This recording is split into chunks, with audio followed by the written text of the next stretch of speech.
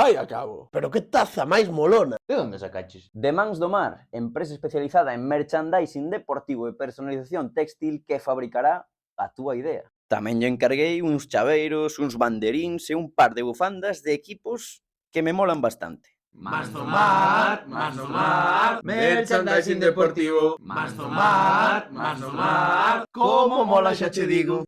Somos Dani Cabo E Vieito Baliño. e isto é... Non vale furar.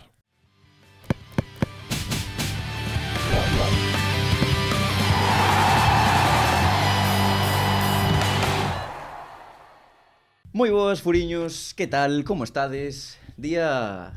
como calificamos? De inmenso. Inmensísimo, como todos. E hoxe, como digo sempre, pero hoxe é verdad. Si que é certo que incluso un pouquiño máis, porque está con nós unha bella aspiración de non vale furar. Por non fin. sei, Cabo. Por fin, despois de tantos anos, conseguimos traer a un dos grandes adestradores galegos á nosa casa, Iago Iglesias. O mestre de Palmeira. O mestre de Palmeira, o mesmo. Benvido, Iago. Grazas por vir. Moitas gracias a vos por invitarme, por levar tanto tempo querendo que viñera e agora xa que rematou a tempada, que estamos todos máis tranquilos, pois é que hai tempo libre, pois encantado de estar aquí. Chega casi o verán, estamos todos moi felices, entón hai que celebralo. Non sei, imos empezar como sempre polos inicios, imos repasar a túa trayectoria, somos xente que lle gusta o pasado. Entón queremos saber como empezaches nisto no fútbol. Que recordas? Cal é o teu primeiro recordo relacionado co balonpé, Iago? Bueno, pois o recordo é, creo que como prácticamente toda a xente que nos dedicamos a isto, sexamos futbolistas ou adestradores, pois de pequeno dando patadas detrás dun balón. Eu son desa xeración na que xogábamos na calle, na que polas navidades o que se pedía era sempre un balón, e a partir de aí pois pasando tempo cos amigos e xogando desde ben entrada, desde primeira hora da mañán en vacacións ou desde primeira hora da tarde ata ben entrada a noite, e a partir de aí, como a todos, cando eres pequeno tes aspiracións de ser futbolista, dinme conta rápido de que non iba a chegar a nada, e creo que hai un impasse que é no momento en que me vou a estudiar naquele momento, INEF, a Ciencias de Actividade Física e Deporte en Pontevedra, que se me abre un panorama de que se pode vivir do fútbol, pero, como digo eu, desde outro lado da liña. Aí empeza un pouco pois a formación real para ser adestrador. Avanzaches moito no tempo, o sea, eso que foi? Claro. Aos 18, ou así? Sí, a ver, eu cando son rapaz pois xogo fútbol como calquer rapaz. Eu recordo na miña época pois que fútbol federado comezabas con 12, 13 anos, non é como agora que xa empezas con 5, 6, 7 anos. Creo que é algo que é un debate, non, que se fala moito do fútbol de antes ou fútbol de agora. Creo que as primeiras etapas antes era o que vos dicía, cos amigos na rúa, e aí era onde aprendías entre comillas a xogar o fútbol, e despois pois te federabas. A miña primeira ficha é con 12, 13 anos. En que equipo? Empecei xogando aquí en Santiago no Colexiata de Sar, naquel momento, porque, eu vivo desde pequeno en Santiago, e despois xa co paso dos anos, pois xa tiro máis pola zona de Ribeira, e doume conta, pois eso, con 18 non, pero con 22 anos, empezos a pensar no outro lado. E de comezares a pensar eso, bastante novo, con 22 anos, seguiche xogando ao fútbol, non? Porque eu recordo que con 30 e pico anos ainda eras medio centro do Santiago, pode ser, non? Sí, No. Eres medio centro, ya? No. Eu xoguei de lateral dereito, un Ostras, non sei onde se caiu esta historia. Da miña vida, e despois fun porteiro moito tempo, sí. A xente di que tiña maneiras, pero a araña de Palmeira. Deixeino pronto, porque xa vos digo, gustábame moito xogar, pero tamén me empezou a gustar xa antes de sacar titulacións e demais. Xa me gustaba adestrar, e a partir de que vou a facer a carreira de Ciencias da Actividade Física do Deporte, sí que me centro un pouco máis nese sentido. E cando deixas o fútbol de xogar definitivamente? 23 anos, deixo estando se non me equivoco no Palmeira, un no Xuño, porque tamén estuve ali no Xuño con Pose, non sei se bueno, Pose que agora mesmo está nas escolas do Bergantiños e demais. Foi un dos adestradores que tuve no Palmeira en primeira regional, recordo, sendo eu juvenil. El tamén naquel momento estaba estudiando INEF en Coruña e facía de segundo adestrador preparador físico ali no Palmeira. Foi así o primeiro que me chamou un pouco a atención de como adestrábamos e demais, e a partir deses 22 anos, pois mira, estou falando de 20 anos atrás, empezo a adestrar de verdad. Empezas no Boiro, pode ser, estás no filial do Pontevedra tamén, pero no Boiro era segundo adestrador, pode ser? Eso sí, eu na miña primeira etapa como profesional do fútbol, digamos que toquei todos os paus, fun preparador físico, segundo adestrador, na miña etapa cando me fun, que teño aí unha breve etapa en Arabia Saudí, fútbol profesional, voume de preparador físico readaptador.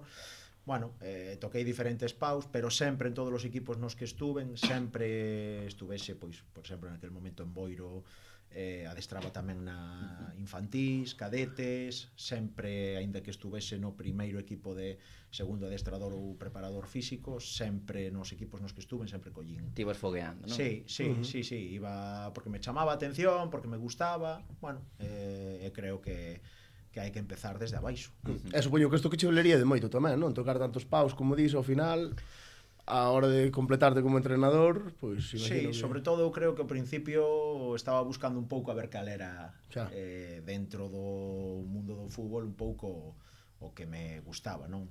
Tiven a sorte de estar pois con diferentes adestradores, pero si é certo que hai un co que empezo, que foi no momento da carreira, foi profesor meu, e no momento en que acabo a carreira, pois é o que me chamo para ir a Boiro con el, que é Luís Casais, ele é dali de Ribeira tamén, e bueno, empezo con el, non? E ao final vou da man del, estamos durante 4 anos xuntos, e bueno, e aí el tamén pois me abre moito a mente no sentido de que non me centre solo en ser segundo adestrador ou preparador físico, sino que bueno, xa recordo que naquel momento, estamos falando de 2007, 2008, el sempre falaba de que para chegar no fútbol a nivel profesional, que os preparadores físicos, segundos adestradores e demais, que se tiñan que formar como adestradores tamén, porque o fútbol iba a evolucionar hacia a parte táctica e non lle faltaba razón,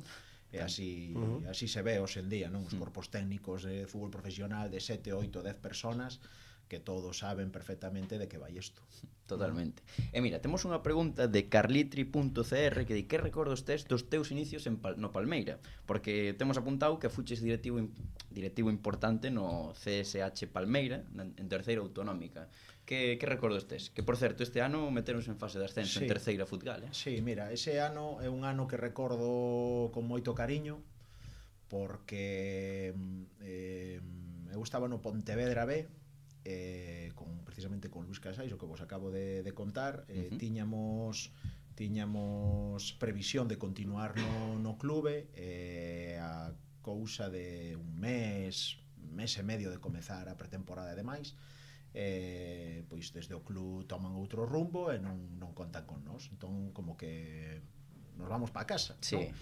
Nese momento no Palmeira, pois o colle de presidente un amigo meu, directiva, bueno, xente, compañeiros de pandilla dali de Palmeira, moitos xogadores que son amigos meus, e me propoñen ser o adestrador. Nun primeiro momento digo, eu aquí non nin de broma, isto é terceira regional, ou, bueno, veño de cousa seria, non vou a, entre comillas, perder o tempo aquí, non?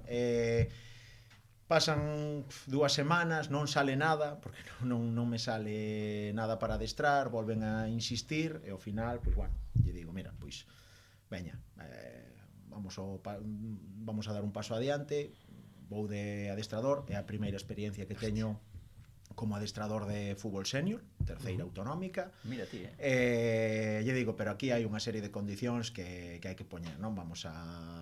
Eu non cobro nada, eu estou na casa, pero bueno, aí ten que haber uns mínimos. Hai que gastar cartos en material, hai que entrenar de forma seria, os xogadores teñen que vir a adestrar e demais. E foi un ano moi bo, porque desde un primeiro momento a xente o tomou moi en serio. Fixadevos a situación, xogadores 25 fichas. Ti cantos anos tiñas ya, porque eres un chavalín? Eu aí tiña 20 poucos, non sei exactamente, pero 26, 27, 25 fichas, os xogadores tiñan que pagar a súa ficha como nos veteranos.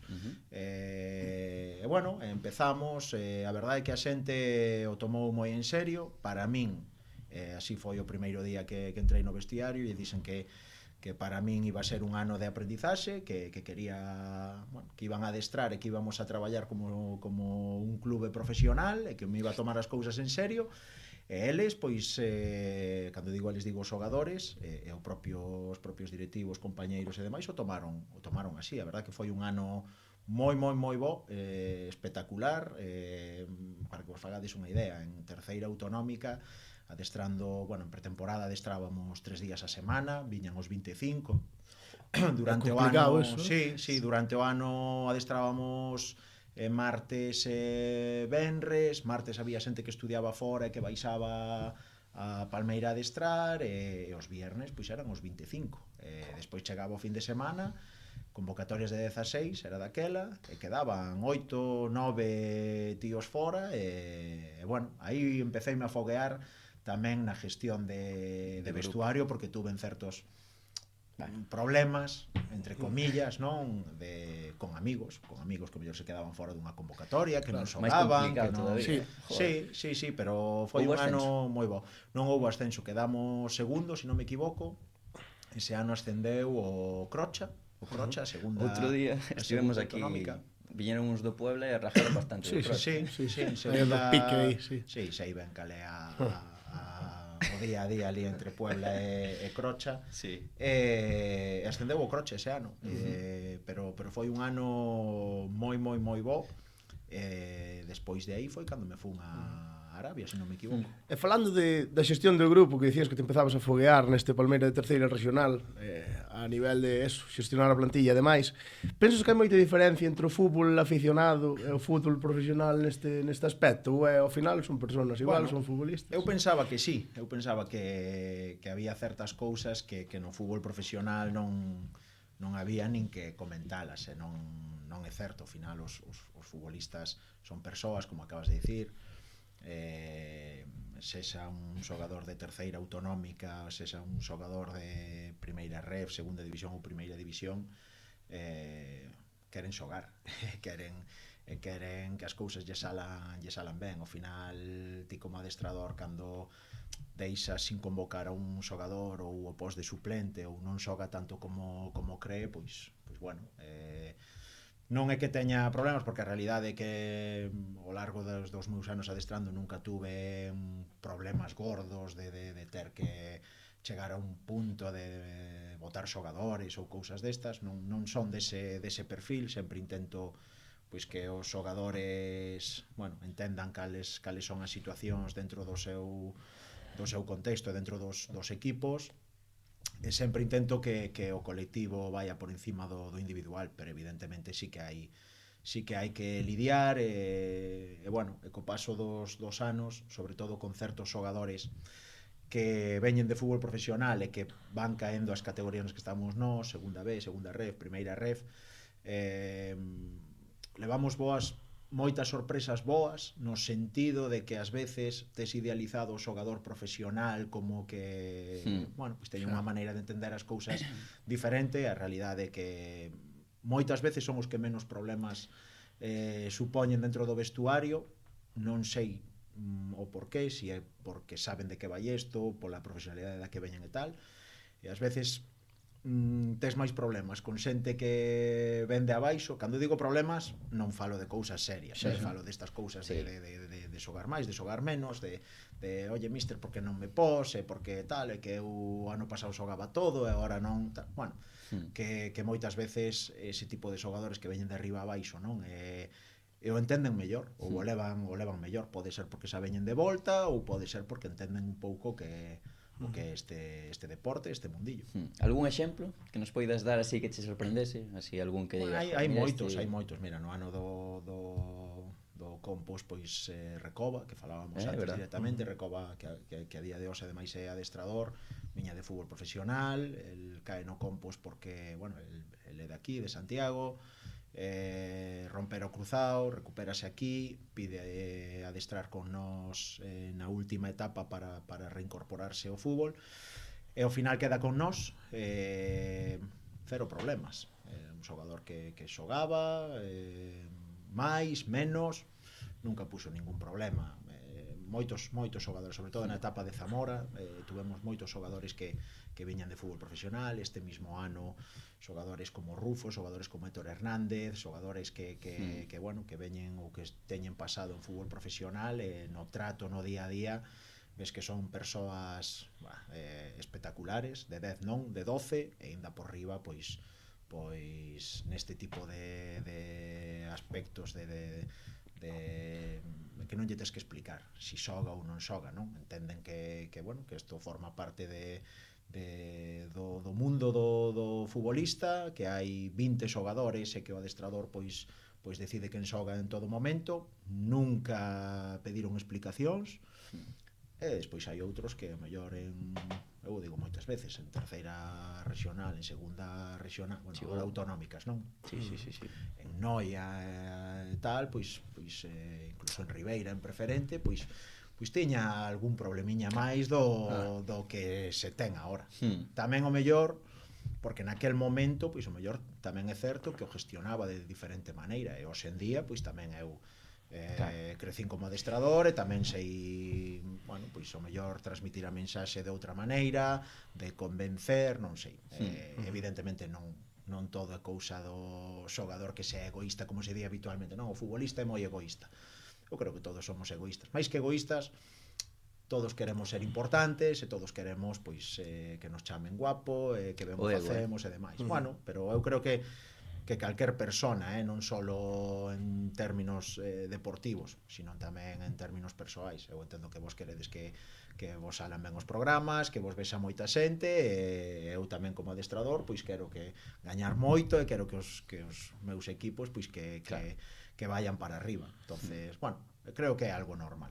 Ti sempre, en relación a isto dos temas dos xogadores cando che piden explicacións por que non xogan ou porque xogan en tal sitio e tal, ti sempre das as explicacións? Bueno, hai veces que das unha explicación, a ver que defines como explicación. É dicir, o que se pode dar é máis que explicación, pois unha, non sei, non tanto a explicación como justificación, senón un pouco pois contextualizar o que queres, o que buscas de cada xogador a nivel individual e sobre todo a nivel colectivo do equipo, porque eu son un adestrador que bueno, penso que todos, non, o colectivo por encima do individual, pero si algo teño en mente é que independientemente de que xogador este no campo, o colectivo funcione igual, non? Despois non hai que ser hipócritas, sabemos que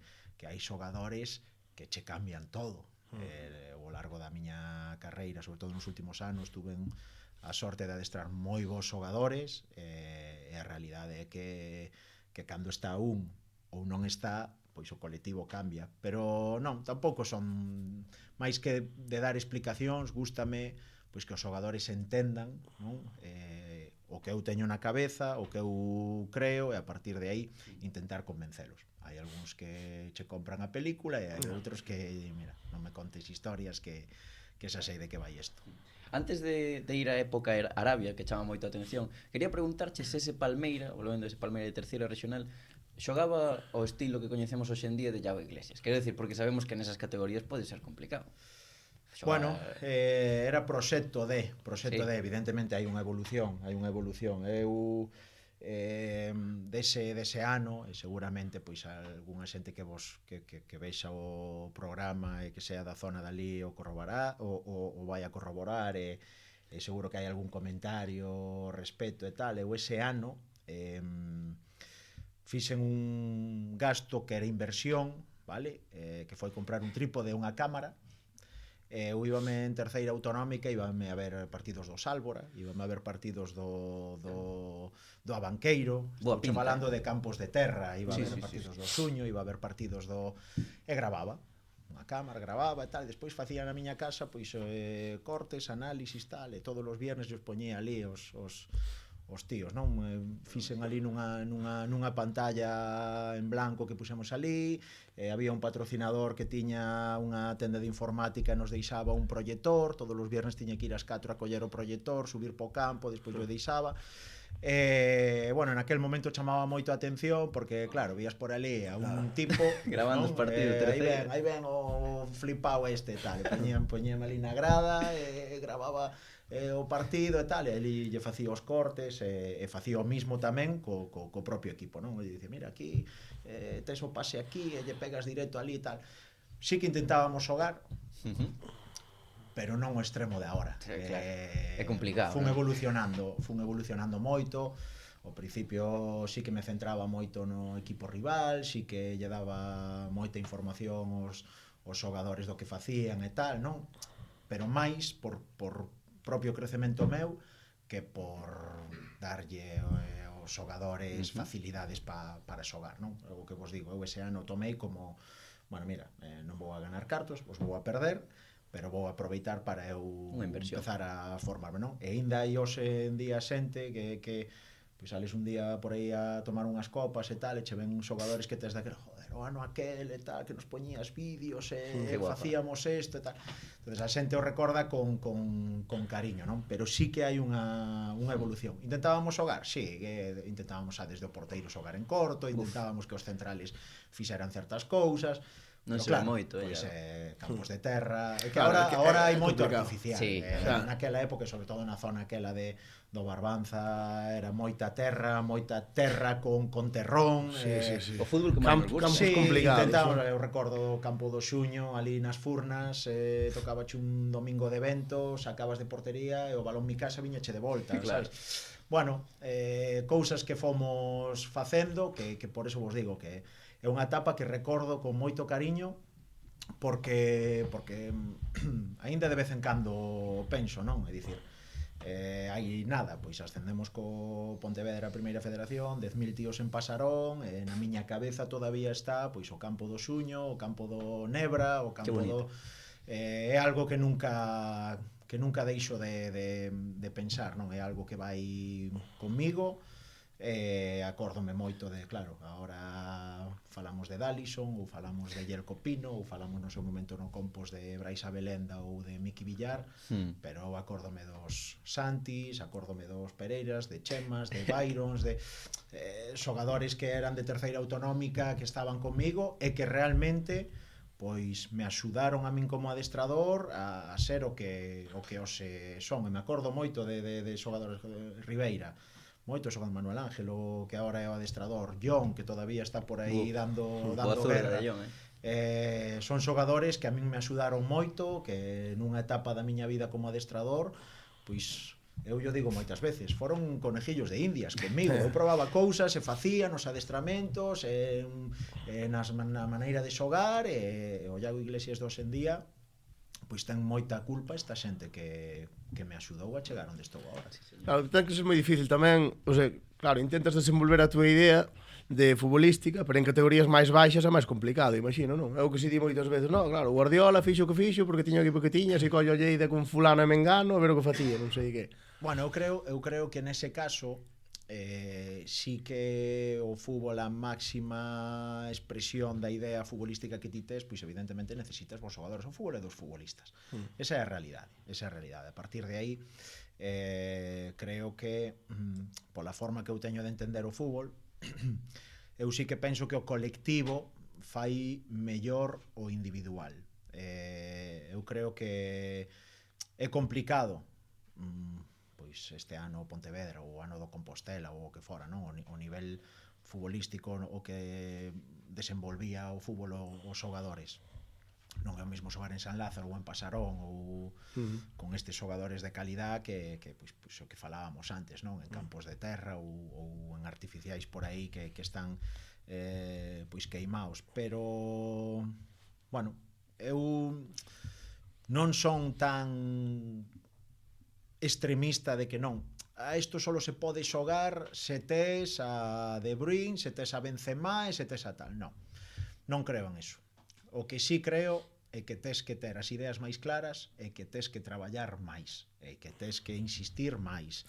Moitas veces os adestradores no momento en que vemos que as cousas non van como nos queremos en canto a resultados, cambiamos a idea. Por qué? Porque evidentemente vivimos dos resultados en calquer categoría e hoxe en día aínda mirando para baixo, hoxe en día votan a adestradores de categorías infantiles, o cal a mí me parece increíble. Eu digo sabendo porque son profesor da escola de adestradores tamén, teño cada ano moitos alumnos que están sacando as titulacións para ser adestradores e sei o que hai nos campos cada fin de semana.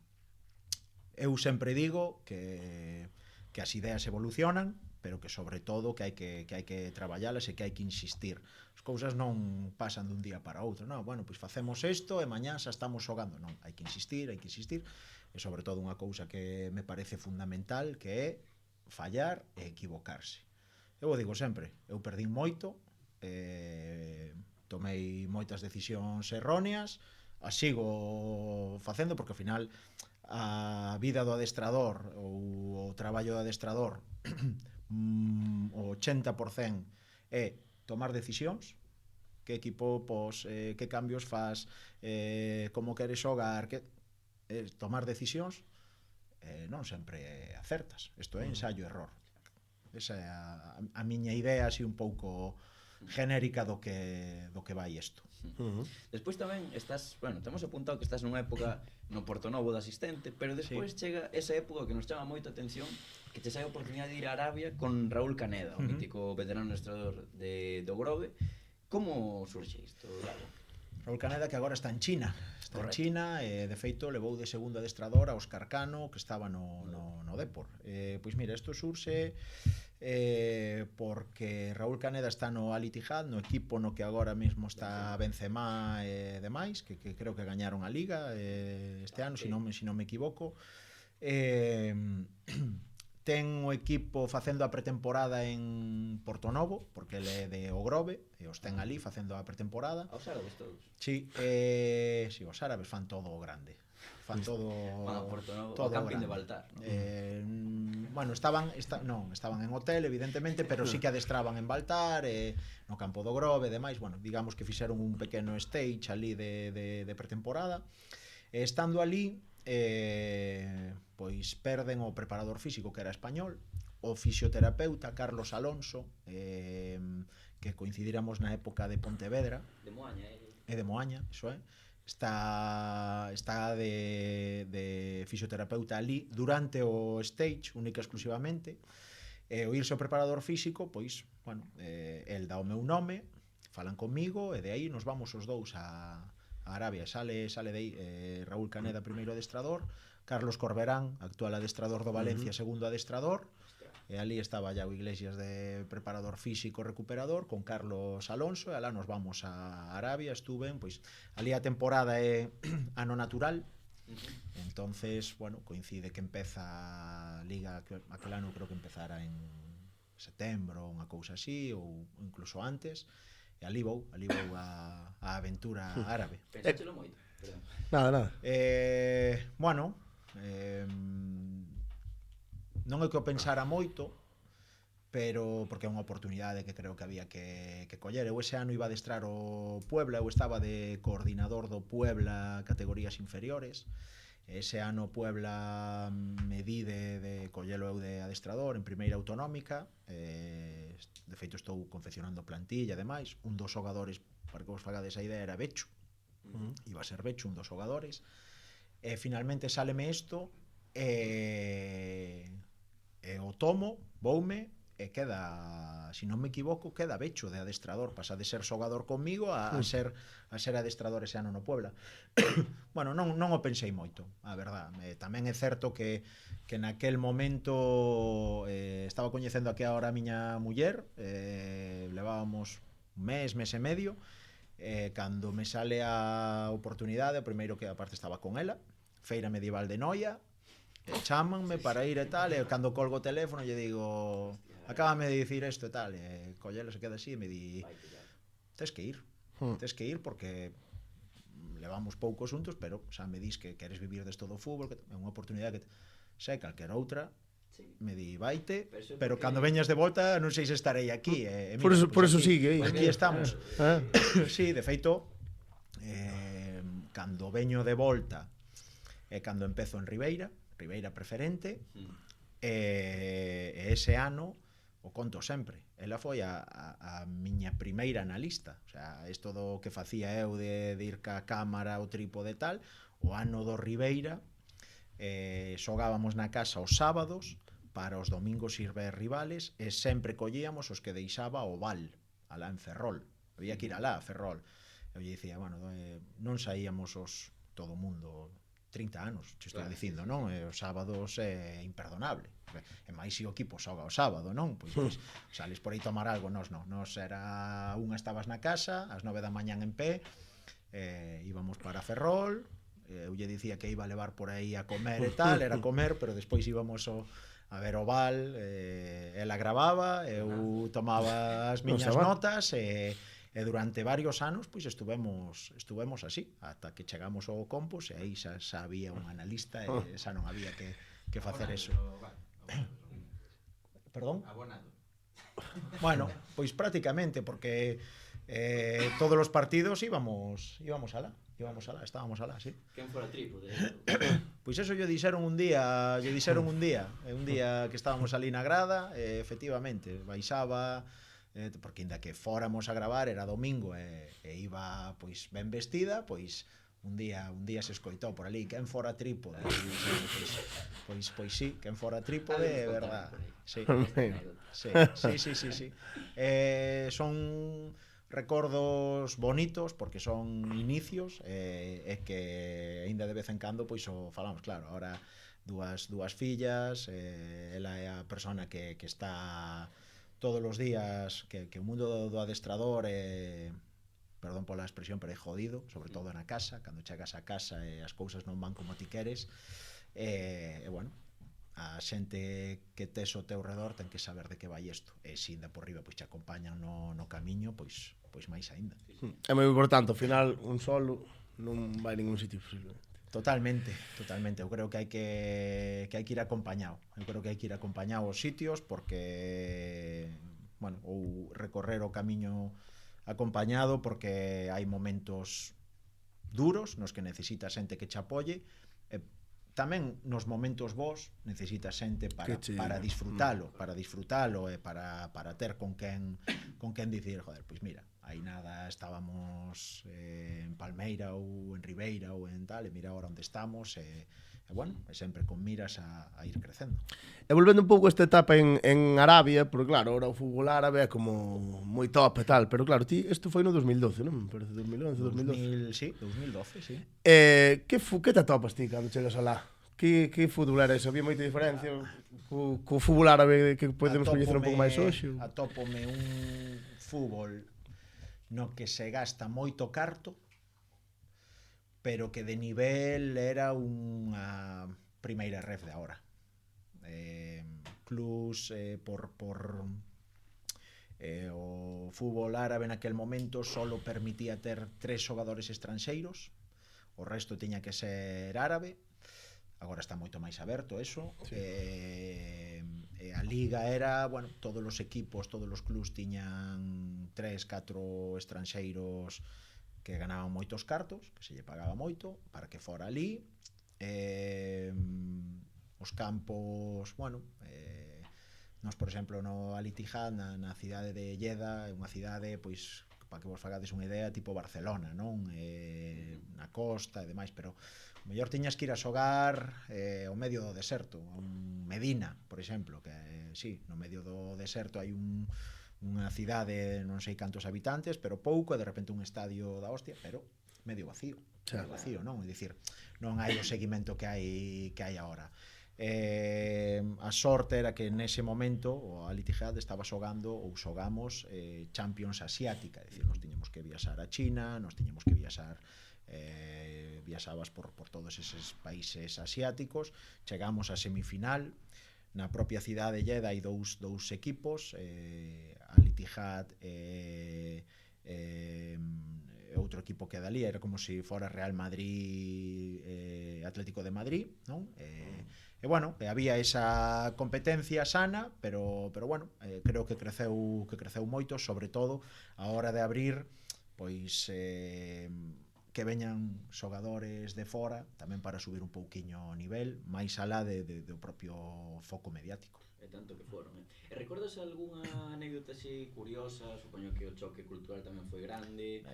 O que máis chama a atención, sí, sin duda. Anécdotas de algo? Bueno, anécdotas de... A min chamábame moito a atención cando cheguei ali, os horarios dos rezos, é dicir, nos saíamos de onde vivíamos ata o estadio ou a cidade deportiva, tiñamos 40-50 minutos en coche.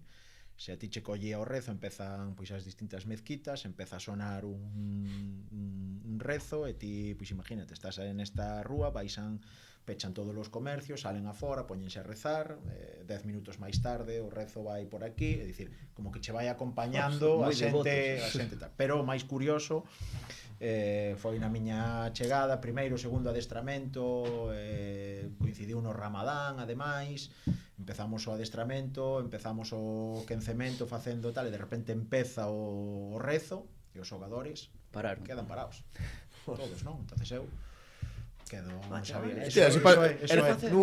Nun partido non, se o poñen en horarios, que non, pero claro, me di, mentras está o rezo, que son 6, 7, 10 minutos, non poden facer nada de actividade física, non se poden mover, poden facer abdominais, poden estirar, poden tal, entonces condiciona os tempos de tipos de tareas, que tal, pero así, o sea, empezaba o rezo, paraban, acababa o rezo, e seguían como se nada, non? Antes dos partidos, por exemplo, en Champions Asiática vai todo, igual que agora, pois que en Copa do Rei, non? Por tema de tele e demais, danche todo pautado, de tal hora a tal hora chegada de xogadores, de tal hora a tal hora quencemento, de tal 10 minutos, 15 minutos antes teñen que estar listos e tal.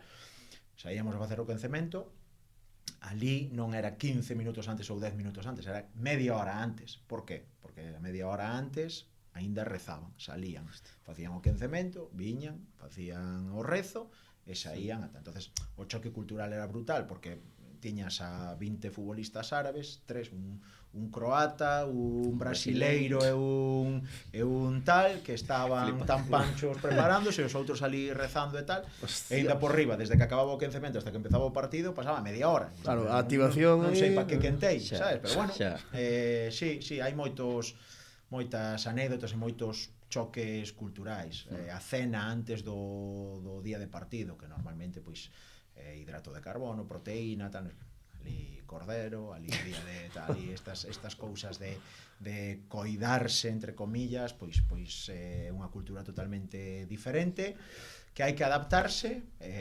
Bueno, ten os seus, tuvo tamén moitos aprendizaxes neste sentido, sobre todo pois o digo sempre, con Raúl, a perspectiva que tiña el de entender o fútbol, pois hai cousas que a mí me valeron para entender o fútbol hoxe en día tamén. E ali en Arabia tamén temos por aquí apuntado que tu eches un problemiña ca documentación, non? Sí, eso foi, sí. Problemas do visado, como foi eso? Aquí en Arabia tes que entras como Estados Unidos, necesitas un visado, ben sexa, naquel momento non había visado de turista, agora sí, agora xa se empeza a abrir e podes ir de turista. Ti entras cun visado de traballo e no momento en que estás ali, pois digamos que che poñen os papeles en regla e xa non hai problema.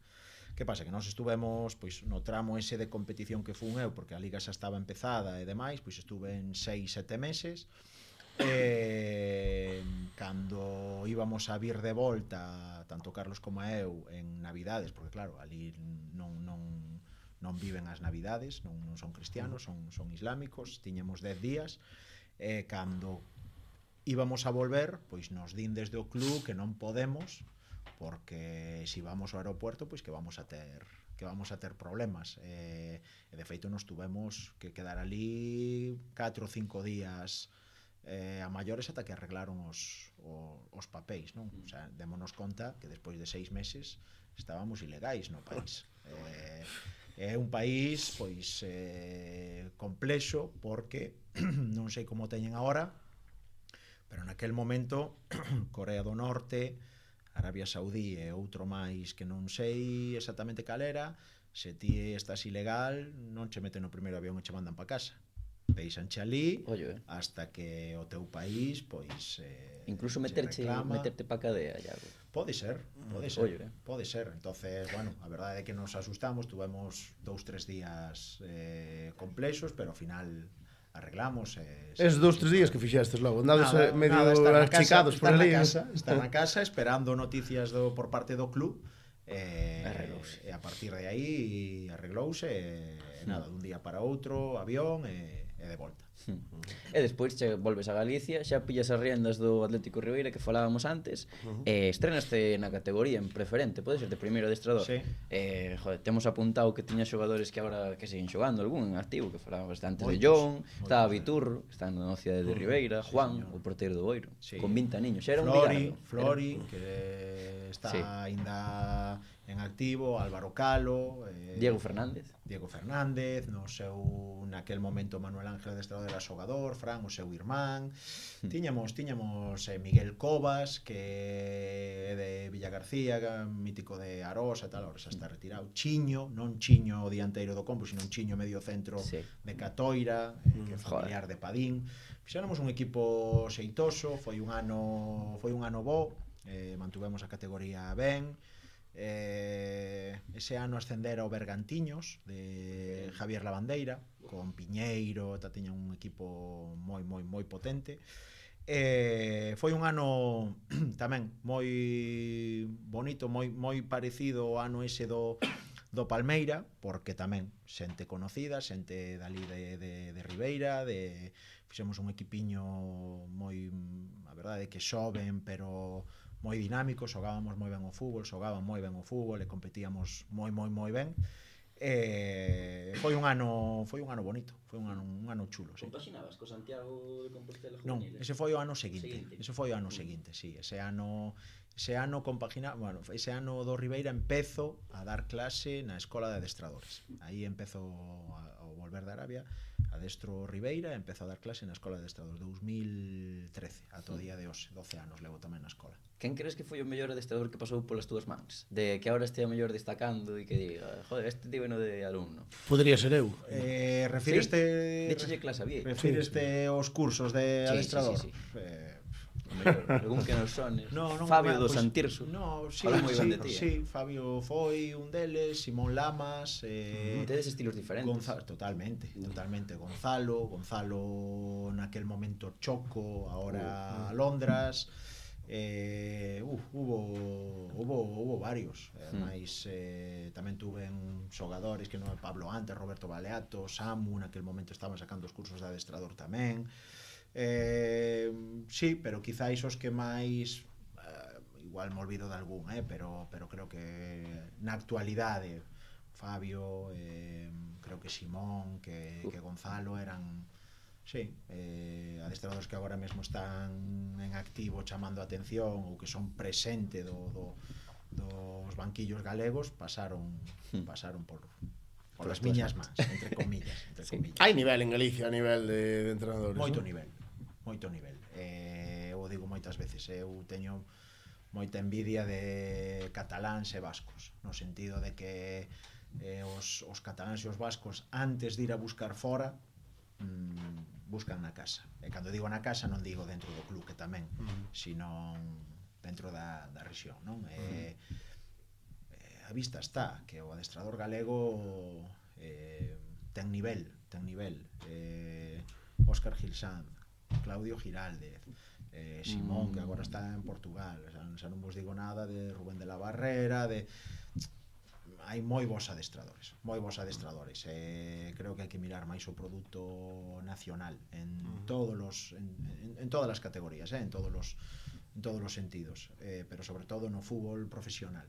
Eu creo que hai proxectos e clubes de fútbol profesional en Galicia que non miran moito ou que miran máis fora. Evidentemente cada un ten a súa proposta, a súa idea, pero creo que a vista está, e de feito hoxe en día Mira o Celta. o caso de Claudio e o caso de Óscar, tanto no Celta como no Dep, porque son os referentes no fútbol galego, cando se lles deu a oportunidade, pois están demostrando que hai nivel. Sí. E despois, bueno, seguimos con esa trayectoria, Iago, porque chegas ao Noia, das ese primeiro salto serio. Sí, bueno, pero primeiro dicías, vas do Ribeiro a Santiago. Sí.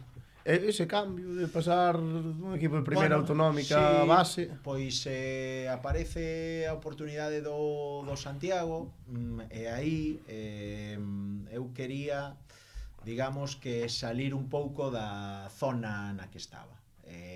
Hai unha realidade, eu digo moitas veces, eu digo moito a xente dali, de Padrón para arriba, porque Ribeira está lá baixo, de Padrón para arriba é outra película. Entonces, a ver, Ribeira, zona de Ribeira, Boiro, Barbanza, toda esa zona, pois bueno, para estar aí neses equipos ben, non? Pero si queres crecer, hai que sair desa zona de influencia. Entonces, vin a Santiago, aparece, chámame Antonio Álvarez, que era o presidente naquel momento do Santiago de Compostela, dame opción do juvenil, estarei eternamente agradecido a él porque foi un ano que a nivel resultados nos costou arrancar. Agora vos conto un pouco como foron os inicios nese equipo, porque tamén é unha anécdota boa, pero abriu unhas portas a salir da zona de Barbanza e dicir, bueno, podemos salir de aquí, que me chame, non? Si queren, pois estou disposto a salir de ali. Nese sentido, pois Antonio chámame, e a primeira reunión que teño con el, me di, mira, o Juvenil A é o primeiro equipo do Santiago, porque só tiña formación hasta juvenil. O grupo de xogadores que tes son de primeiro ano, vale? Pero, claro, o que tes que saber é que é un grupo que ven moitos anos xuntos. Infantil de primeiro ano baixaban a local, segundo ano o mismo grupo, subían a galega. Cadete, primeiro ano en División de Honor, baixaron, segundo ano subiron, e agora era primeiro ano de juvenil. Sí. Isto é o que me presenta el o primeiro día, non? Entonces, claro, primeiro ano de juvenil, toca baixar. Sí. Toca baixar, non? Bueno, non, vamos a mirar de facer un equipo chulo, de fichar, claro. Xogas contra o Depor, contra o Celta, contra o... División de honra, ya, era nacional. Claro. Viñan de baixar de división de honra, nacional. Ourense, Calasanz, Valmiñor, unha categoría moi chula, chula, a nivel galego, evidentemente, pero moi chula. Efectivamente, empezamos, xornada, falo de memoria, pero xornada 8, 9, ainda non gañáramos ningún partido. Entonces, eu recordo que ese ano todos os lunes tiña reunión con el, despois dos partidos, e hai un lunes que teño reunión con el e digo, mira, Antonio, eu sei que o equipo pois está fastidiado, eu sei que é importante manter a categoría, se queres, bótome a un lado, busca adestrador, xa non me deixou acabar, dixo, ti vas estar aquí hasta que ti queiras. Estás facendo un traballo moi bo, sabemos, xa cho dixen o primeiro día, que hai isto, non te preocupes, sigue traballando, que isto levo anos nesto e sei que isto vai a salir para diante, efectivamente. Evidentemente, fixemos cambios, pasei a xogar con línea de 5, naquele momento xogábamos 5-4, pasamos a xogar 5-4-1. Bueno, fixemos os cambios que tiñamos que facer, ou fixemos os cambios que creía que tiña que facer para que o equipo fose un pouco máis competitivo. E na segunda volta acabamos, non sei, octavos, novenos, salvamos a categoría moi ben. E o ano seguinte, cando me vou a Noia, ese segundo ano deste grupo, pois suben a División de Honra, creo que con Alberto Mariano, creo, se non me equivoco. Que había futbolistas top por aí, Sí, chavales que ahora... che digo, nese ano eu tiña a Chema, actual Noia de porteiro, tiñamos a Bruno, que agora está de preparador físico no Compos, Bruno Castro, Ángel Nieto, Ramón non me quero olvidar de ningún, pero Rafa Picos, que agora está no Puebla, se non me equivoco, Cristian Liñares, máximo goleador no Sigüeiro, non? En preferente, Tino Míguez, Carlos Lugo, lateral esquerdo que estuvo no Noia. Tiñamos bo equipo, ese equipo xogaba ben, acabamos xogando ben, e aí demos un pasiño adiante. Bueno, tamén crecín moito como adestrador, xogando contra pois, por exemplo, o Deportivo de Secho, Becho, Iago Novo, estaba nese Deportivo. Bueno, ben. Aí xa dixeches, a Iago Novo non ficharon uns anos para Pontevedra. Bueno, non nese momento, a Iago Novo teño claro que tarde ou temprano teño que adestrar cando eu estou no Compos e xogamos contra o Laracha de Óscar Gil Sanz. El estaba ali, e sobre todo xa o ano pasado. O ano pasado el vai a Langreo, fai un ano espectacular, e sobre todo dá un paso adiante, isto digo porque tamén yo dixen a ele, o sabe, dá un paso adiante nesa parte do futbolista que a xente lle achacaba, que bueno, é pequeniño e tal, sí, ofensivamente moi ben, pero defensivamente, o ano pasado en Langreo, Iago era espectacular. E de feito este ano acabar, eu dixen en Pontevedra, hai que firmar a este xogador porque é galego, nos vai a dar o que nos ten que dar, e mellorou moito. A verdade é que estou moi contento de habelo tido este ano porque nos deu moito. Toda a xente que ven por aquí que coincidiu con el no DE, por na canteira, así, fálanos maravillas, que era o diferencial. Sí, sempre chamou moito a atención. Pasa que un xogador que tamén no fútbol actual tamén miramos moito o físico, e outra das cousas das que eu, bueno, non é que este en contra, pero sí que non concordo de todo, porque se pode xogar con xogadores sempre cando hai uns mínimos, se pode xogar, non todos teñen que ser de un 90, vale? Evidentemente, se miras o fútbol de alto nivel Premier League, que é o escaparate do que é o fútbol, son todos de un 80 e pico, un 90, pero despois xogan de puta madre, o sea, teñen bo pé, non? Antes parecía que era ou Messi, Xavi, Iniesta, tal, que son pequeniños pero teñen calidad, ou Cristiano Ronaldo, tal, que non. Hoxe en día o futbolista é un atleta, ten calidade, pero tamén físicamente traballan moito, hai moito ximnasio, hai moito traballo físico detrás, pero eu creo que nas categorías nas que estamos, a vista está, podes ter futbolistas con menos talla, con máis calidade, Yerko Pino, Alisson, Iago Novo, Samu Mayo, Chiqui,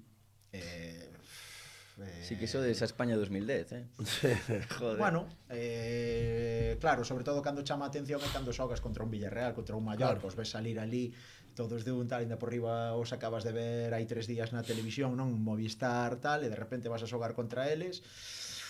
E cando estes empezan a xogar, como digo eu, cando a pelota se empeza a mover, pois os pequeniños van ben.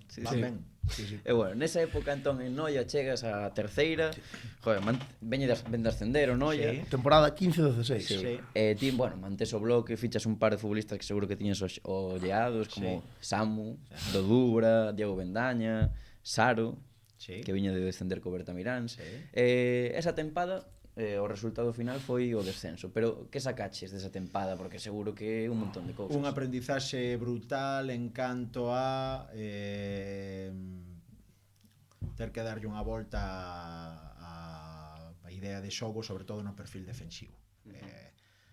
Éramos un equipo moi valiente, atacábamos moito, pero defendíamos moi mal. Esa é a realidade. Había que darlle unha volta a ese equilibrio.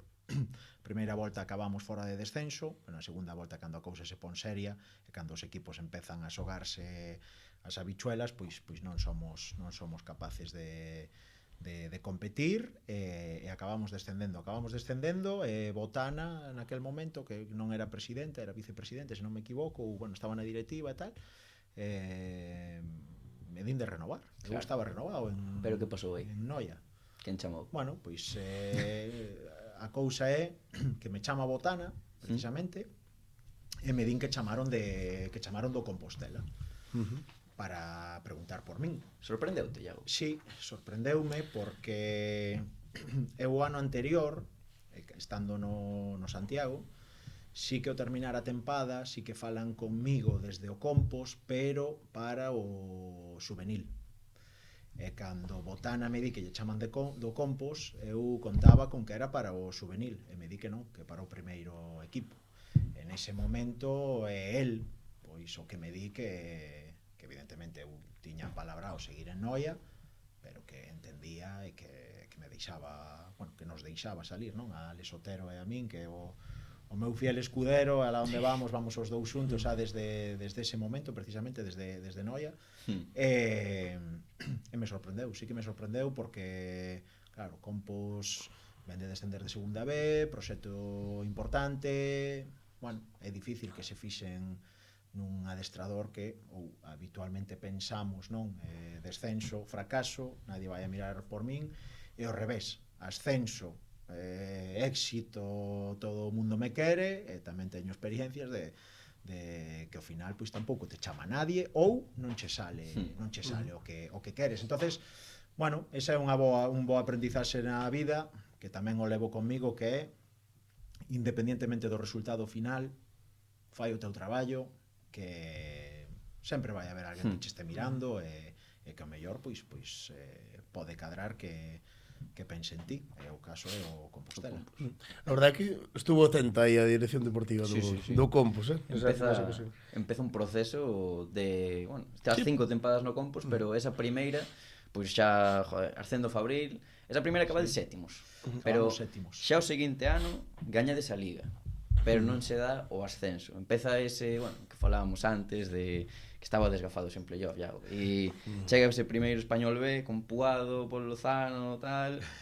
Bueno, contanos ti un pouco ese proceso deses anos así. Sí, o proceso é cando chegas como estaba o equipo. Sí, bueno, ven de descender de segunda B dun ano que fixo que houve unha inversión moi potente económicamente, hai descenso, e hai un giro de 180 grados dentro do club, e optan por un proxecto máis humilde, tirar de xente da casa, xente galega, o ano anterior había moito xogador de fora, e facer un proxecto, evidentemente cas aspiracións de volver á segunda B o antes posible, pero un proxecto no que o club viva non dun empuxe económico de alguén externo, neste caso o presidente, senón un pouco pois do que xera o equipo, canto a patrocinadores, socios e demais. E pouco a pouco pois ir facendo un equipo que bueno, pois que foi o que foi, non? O primeiro ano chegamos a falta de 15 días de empezar a pretemporada, facemos un equipo híbrido entre xogadores veteranos con pasado no Compos, David Rey, Juan Cabrejo, xente que estaba xa un pouco no momento de retirarse nos seus últimos anos, con xente xoven, Samu, Saro, Maque, tiñamos nese ano que ainda sigue aí no Villalbés, e acabamos sétimos, como di Dani. A partir de aí, tendo como base ese primeiro ano, damoslle unha volta ao equipo, e aí cando ven Primo, e cando ven Alesares, e cando, bueno, damos un pasiño adiante nesa configuración de plantilla, e veñen os anos de éxito, porque para min son anos de éxito, dun nivel futbolístico enorme, dunha gran cantidade de xogadores con talento que estaban sin explotar e que explotaron neses anos, moitos paus nos finales de temporada, non? Dicir, o segundo ano gañamos a Liga, se fose hoxe en día xa estabas en segunda B ese ano, naquel momento ibas ao playoff de campeóns, tocache o Español, o mellor. Mala sorte tú gastas. Bueno, sí, evidentemente a bolita a que marca o devenir, non? Pero bueno, hasta ese ascenso en Covid en Balaídos contra Ourense, e o ano de segunda B. Eu creo que o proxecto foi ano a ano sendo mellor, xogando mellor, con mellores xogadores, sobre todo, pois generando esa ilusión na xente, non só en Compostela, en Santiago, sino creo que en todo Galicia, creo que Compostela era, bueno, un referente. Totalmente. Sí. É que, joder, esa segunda tempada, imaxes ao final do partido contra o Salmantino dolorosas, que estás a ti aí chorando incluso. Despois a terceira tempada outra vez, de batacazo contra quen fora o segundo. Cola vez. Titulaba o Correo Galego o fútbol non quero o Compos. E despois esa cuarta sí que consigues ese éxito no Covid, que recordamos moito a imaxe de, bueno, ti consolando a Fran Justo, que falábamos antes. Sí. Como viviches ese ascenso? A celebración tivo que ser brutal porque Bueno, foi anos Un de pouco unha pena o dos campos vacíos e todo eso. Sí, foi unha pena, pero sí que no momento do pitido final sí que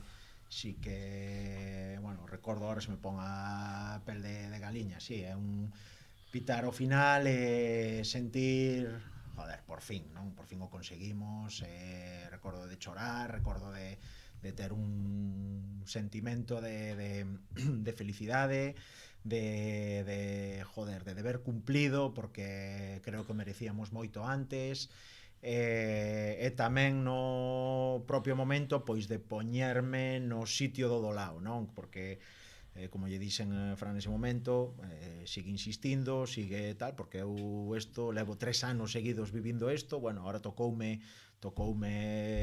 pois o lado bo,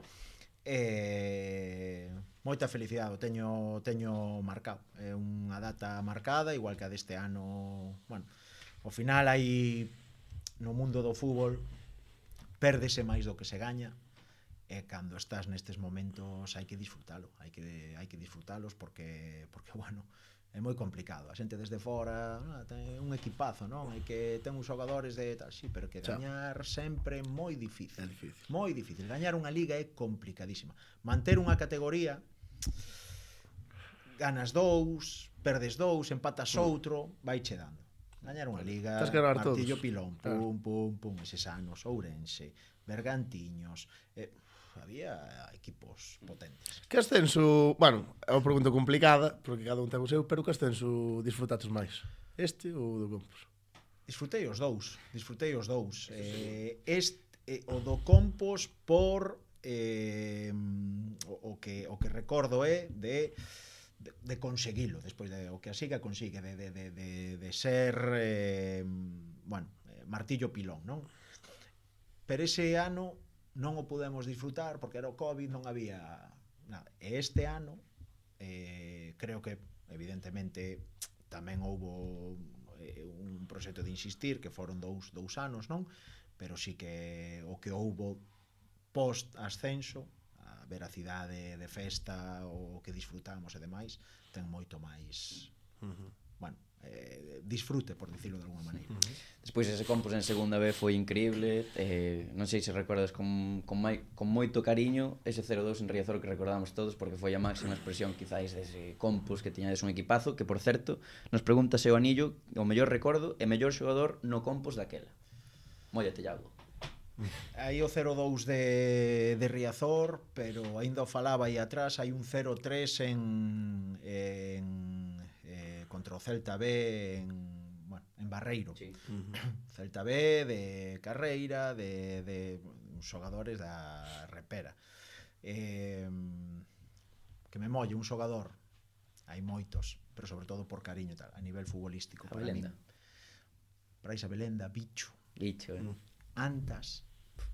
Antas é un xogador que lle teño moito cariño porque berrei moito con el. Discutíamos moito porque eu tiñamos claro desde había moito tempo que Antas tiña que firmar no Compos, era o xogador que necesitábamos no medio campo, tanto el como Baleato, pero chega sendo 8 e acaba sendo 6. E de 6, a min enfadábame moito que repetía pases sempre no mesmo sitio, só miraba pa diante, non era capaz de dar pausa. Como xogaba aí, mellorou contigo. Sí, pero sí que reconvertíchelo un pouco. Hai un partido que recordo que está en San Lázaro, a parte de San Lázaro é enorme, está ali, como que o balón estaba moito tempo ali, entre el, Saro, Miki pasaban a pelota, eu dicindolle, trae pa aquí, pa esquerda, traena pa esquerda, que está este solo e tal. 4 veces. E collo, tío, gira. Cala a boca, pesado, me di, cala a boca, pesado. Lle digo, sí, eu calo a boca, pero espérate ahora cando vayamos aquí no o vestuario que tal, Rodri e tal, me dice, tranquilo, tal, e dice, todo hasta carallo, sabes, que non fai máis que xogar e tal. E hai un antes e un despois, non? A partir de aí, evidentemente son cousas que de rifle. E a partir de aí, no, o sea, no descanso non lle dixen nada, simplemente lle dixen, joder, estás repetindo pase ali, traena pa aquí, que estemos a superioridade. O tío colleu a manija, para min xogador top nesa posición dentro dos que tuve. E mira que este ano teño a Samuel, sí. Pero antes Era un xogador que con moita influencia no equipo ese. sobre todo a nivel defensivo. O tío tiña calidad, pero a nivel defensivo o vías ali tampouco físicamente non é nada do outro mundo.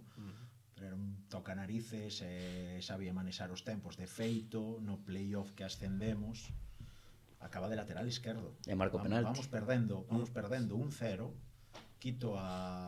Quitamos a Jimmy para poñer a Brais Abelenda, se non me equivoco, ou a Josiño, e pasa el a lateral esquerdo. Fai un partido espectacular. Sí, señor.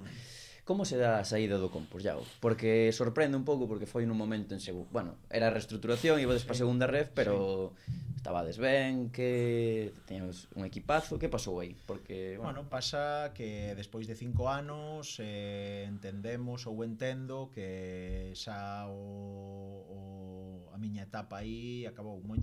Hai que darse conta que levaba os 3 últimos anos, sobre todo, con moita continuidade de xogadores. E ao final, pois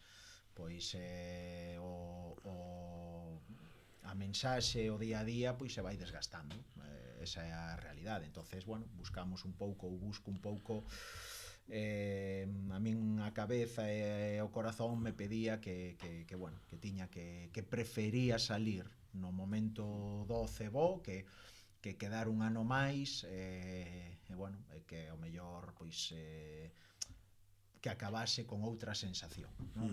Creo que é importante tamén saber salir dos sitios. O estilo Zidane cando marchou do Madrid. Bueno, non sei se estilo Zidane, pero 5 anos no mundo do fútbol para un adestrador é moito tempo. E nesta época que saes do Compos, comentárase moito daquela o interese do Depor, un suposto interese do Depor. E bueno, temos aquí varias preguntas da xente, por exemplo, Maruco _69 pregúntanos, tivo oportunidade real de adestrar o Depor nalgún momento? Sí. Chamaronte eles? Sí. Estuve con eles e finalmente pois o adestrador foi Borja Jiménez, que viña de ascender con Mirandés e Cartagena, e optaron por Borja. Sí, ese ano senteime co Depor, senteime con moitos outros equipos dun nivel alto, ao final pois non cuajou ningún e acabei empezando a temporada na casa, que é o que vos dicía antes, non? Cando se descende parece que non me vai a chamar nadie, cando ascendes, se me vai a queimar o teléfono e a realidade é que vivín as dúas cousas, dun descenso, salín o Compostela e fixemos ese camiño e despois de 5 anos cun nivel creo que altísimo, pois me fui para casa. Pregunta momento duro. É un momento duro, hai que dicilo, é a realidade. Foi un momento duro porque agardabas adestrar o Depor. Sí, non o Depor, pero bueno, agardaba ter un saltiño. Sí, a ver, houve outras cousas. Claro, porque é raro, non era así unha opción. No, houve outras cousas, pero de a mesma categoría, de segunda ref, e ao final cando chega ese tal, dixei o Compos, agora non me vou ir a outro da mesma categoría, non? Despois, bueno, chega ese momento Zamora. Imos pasar un pouco así rápido por Zamora porque se non chegas pillar, non vas recoller as nenas ao cole, Iago.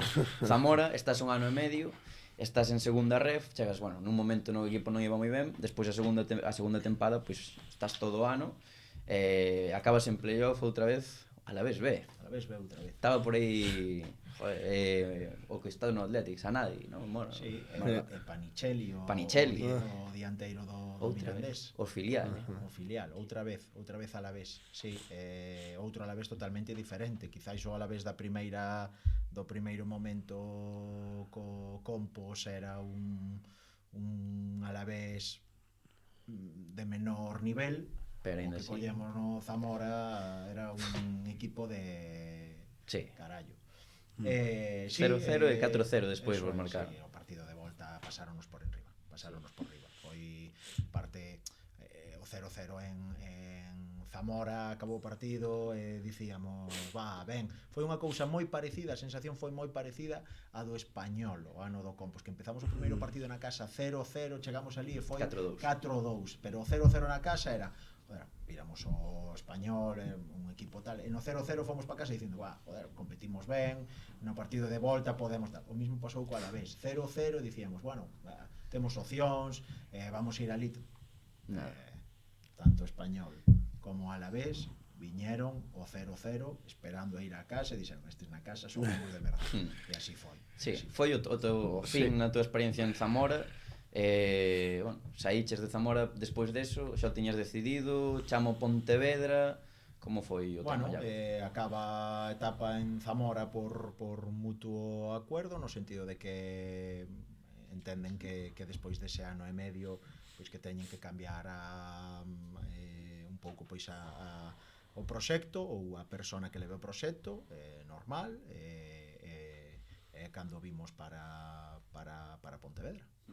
E chegas a un equipo que estaba, bueno, pouco ferido polo descenso e tal.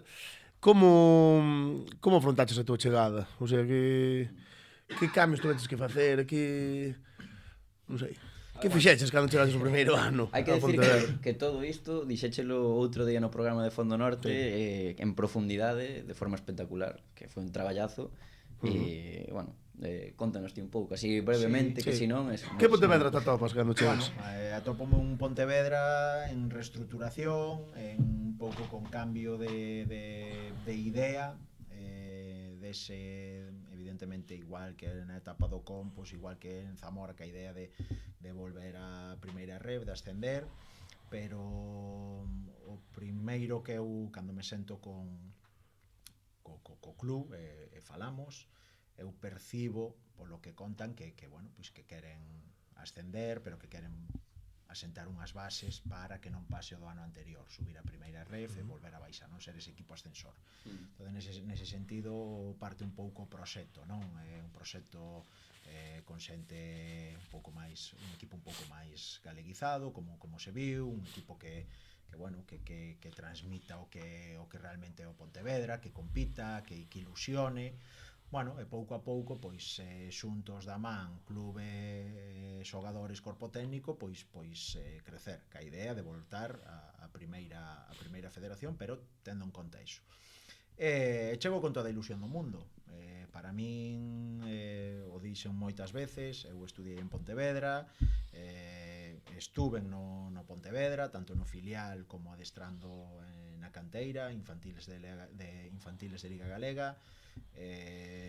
Para min era como voltar á casa, de feito estuve en Pontevedra antes que no Compos, e o collo con toda a ilusión do mundo e un sentido de responsabilidade, porque ao final Pontevedra é un clube grande, un clube histórico, igual que o Compostela, igual que o Zamora, pero si é certo que é unha cidade que respira fútbol.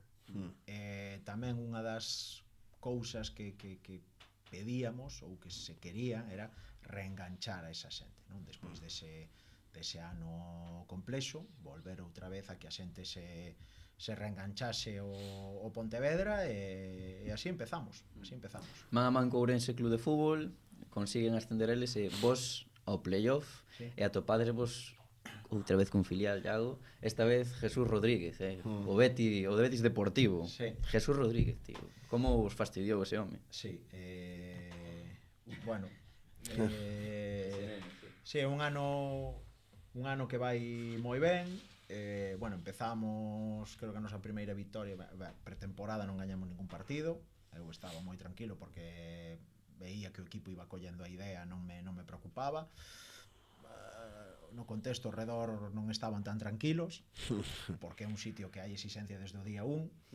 Comenzamos a Liga, perdemos o primeiro partido en Pasarón, empatamos o segundo co Valladolid, e a partir de aí xa Langreo 6-0 na casa, Guijuelo 5-0, bueno, empezamos... Aí os insultos de preferencia non chegaban tanto. Bueno, vai todo moi ben hasta a segunda volta que baixamos un pouquiño, e unha vez máis o Ourense, non? O ano de Fran Justo e o Ourense. Bueno, sempre hai, o digo sempre, cando queres gañar a Liga, pois sempre hai outros equipos que compiten contigo. De feito, este ano pois estuvo Numancia e demais.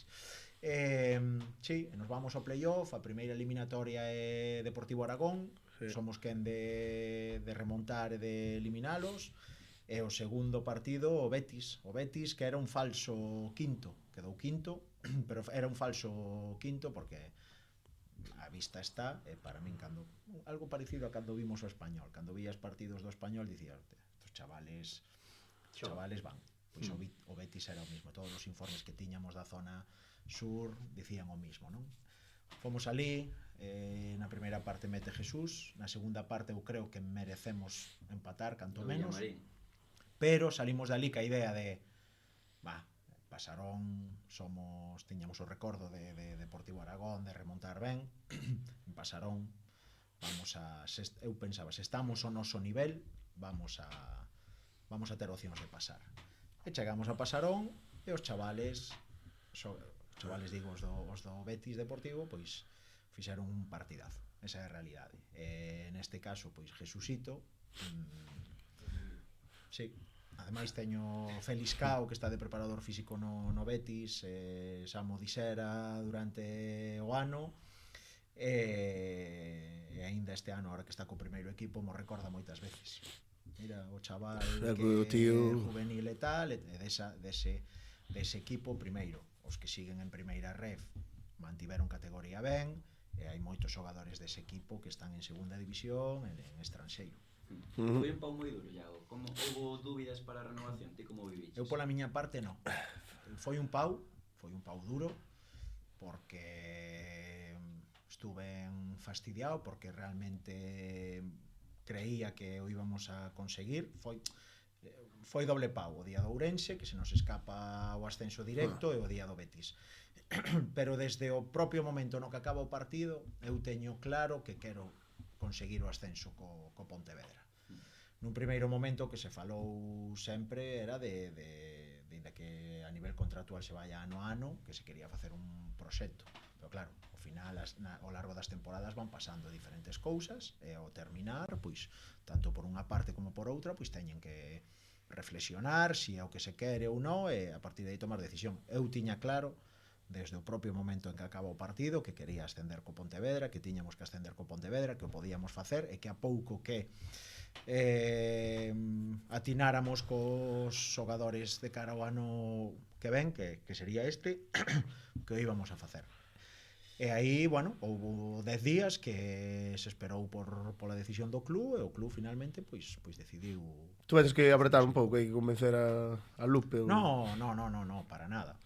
É dicir, simplemente se tomou un tempo para reflexionar, para pensar si o club realmente quería seguir nesta liña, e ao final optaron, e a vista está que bueno, tanto por parte deles como pola miña parte, pois acertamos, e hoxe pois estamos onde estamos. Sí, joder, porque este ano realmente foi espectacular, xa non só polo ascenso, tamén o que fixestes en Copa, sí. Que non sei se crees que o bo nivel que distes en Copa si influeu positivamente de cara ao ascenso tamén. Totalmente, eu o dixen sempre, a Copa do Rei serviu para afianzar todavía máis a idea, porque sí, en Liga xogamos así, e xogamos moi ben, pero cando ti eres quen de ganarlle a un Levante, a un Villarreal e a un Mallorca, e competirlle a un Getafe, que eu sabía desde o momento en que saliu unha boliña que era o máis complicado de todos, sí.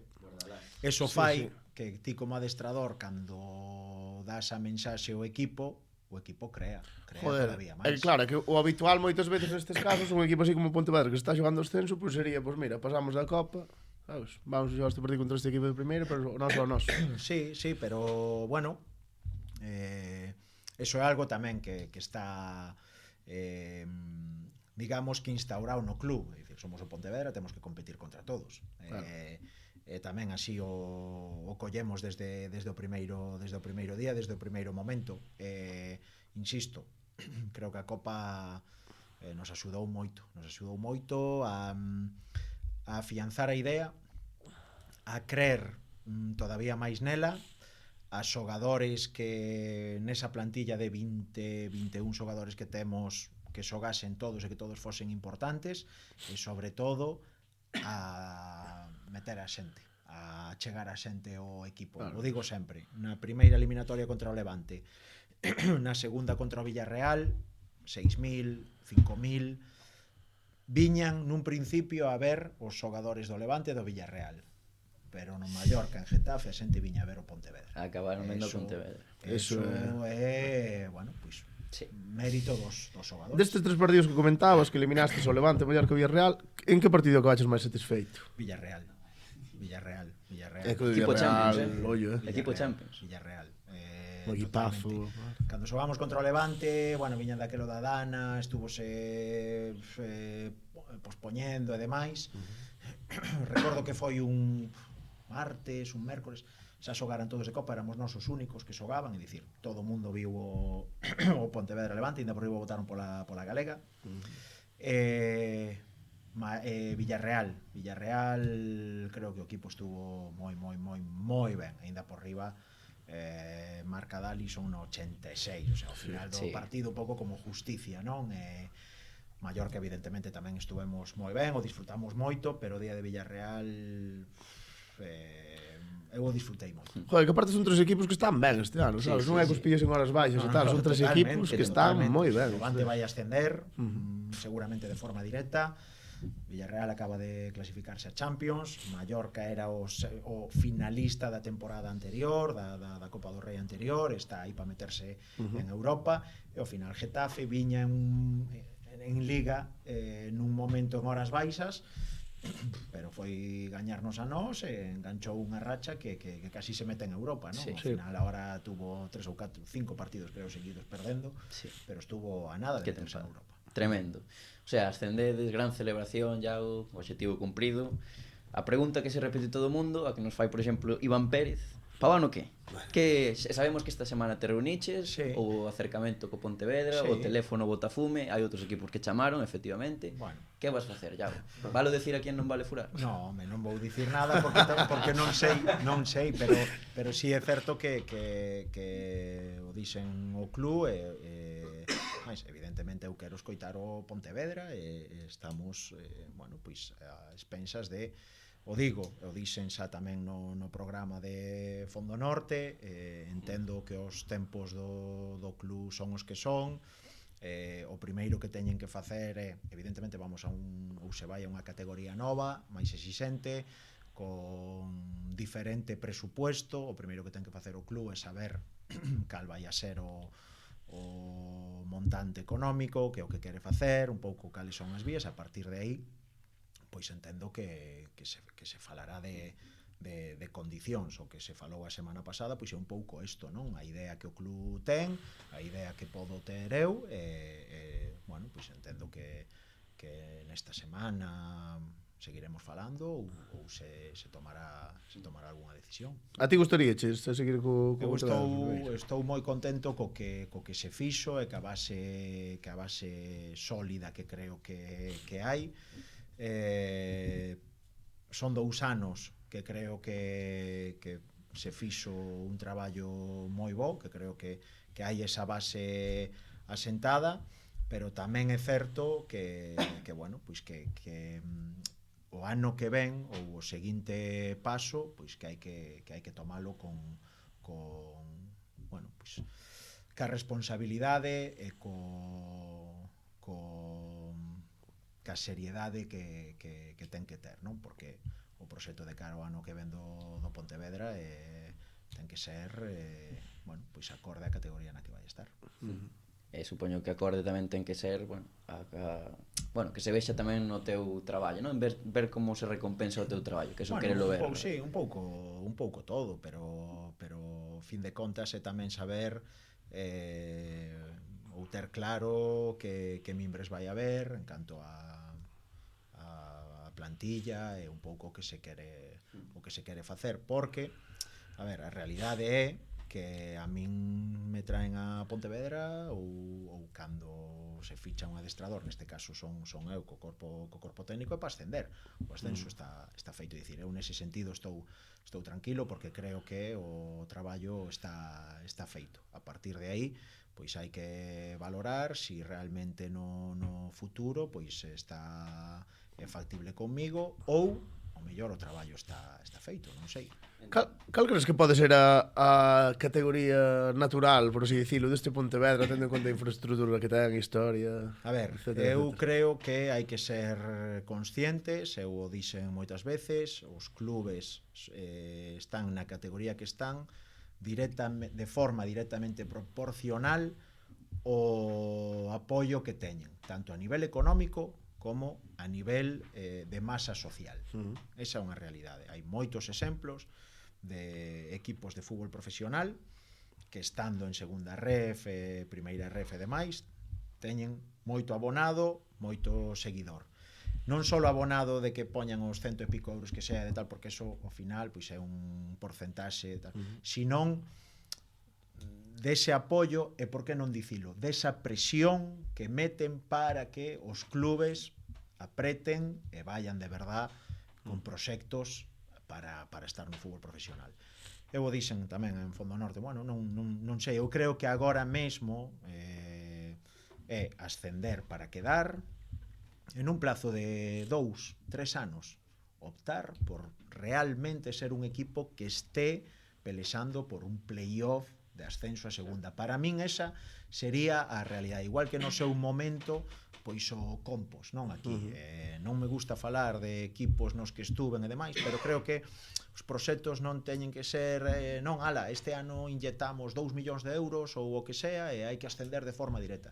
Non creo neso, porque hai miles de exemplos de fracasos nese sentido, non? Eu creo que correr moito ás veces é dar 2 pasos adiante e das 3 atrás. Entonces hai que ir dando esos pasos paseniñamente, asentando ben, tendo claro a idea. Claro, hai momentos nos que eses proxectos pois o tes aí, non? E diste, bueno, pois o ano que ven, veña, vamos a apostar, vamos a dar ese plus a nivel económico para poder firmar 3-4 xogadores que nos suban o nivel nestas posiciones, para ter unha base sólida en canto a profesionales dentro do clube, non só o primeiro equipo, sino tamén, é dicir, ese ano no que ti apostas veña, vou a redoblar a apuesta, pero é porque xa levas 2-3 anos aí, que a puntiña da nariz posto aí, non salvome en play-out e agora o ano que ven meto tal para... eses proxectos son complicados, que salen, de vez en cando salen, pero por norma xeral esos son proxectos de ida e volta.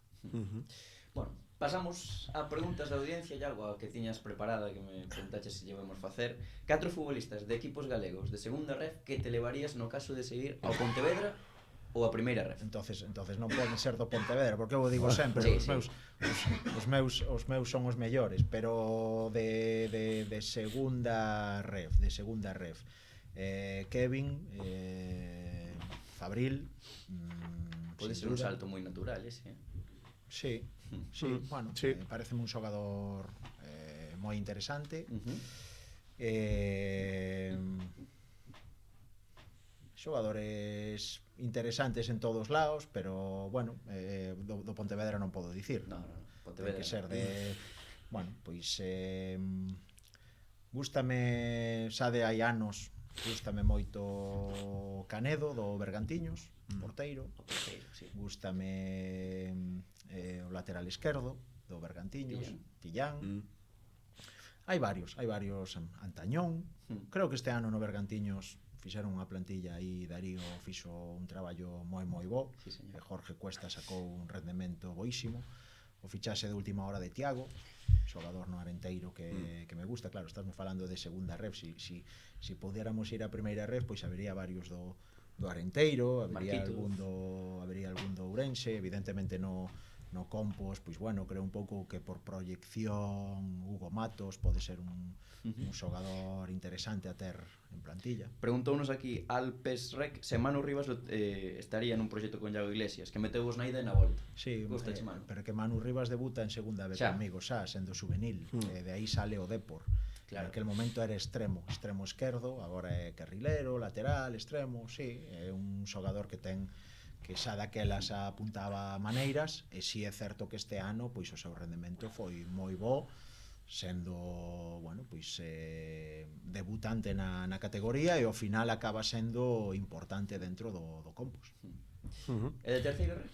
Iago? Sí, porque a ti gustache moito Sí, fútbol, non? sí, pero non, a ver, non a sigo tanto como tal. E ao final, joder, que ves a terceira ref, o que si vexo moitos son os resúmenes no Ensogo, Twitter e tal, cousas que poñedes vos, evidentemente.